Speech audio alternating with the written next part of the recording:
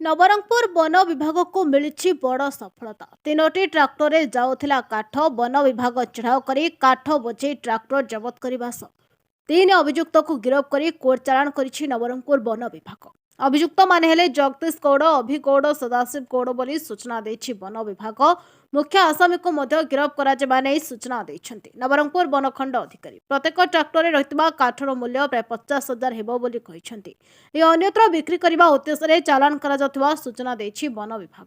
आम विशेष खबर पाई कपूर डैम जो अच्छी आम इंदिरावती पाखे से पाखे जो 3टा ट्राक्टर काठ आणुचे खबर पाइलु। आउ से आम स्टाफ सहित चढ़ाऊ कर 3टा ट्राक्टर जबत कलु काठ सहित।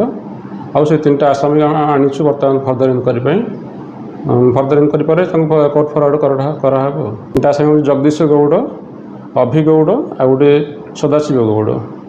मुख्य हूँ से फर्दर इनक्वारी चलती से धरा पुणी नहीं से मुझे शुणा मिली फर्दर इनक्वारी चलती इनक्वारी जहाँ पड़ो से कौन केस मुख्य आसामी।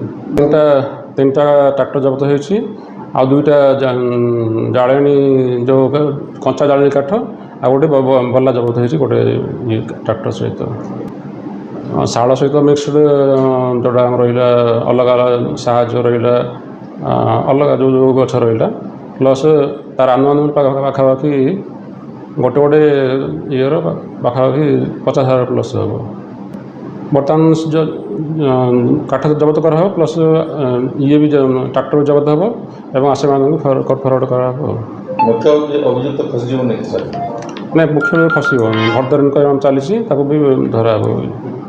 Nabarangpur Devi Prasad Patnaik report, न्यायवती TV.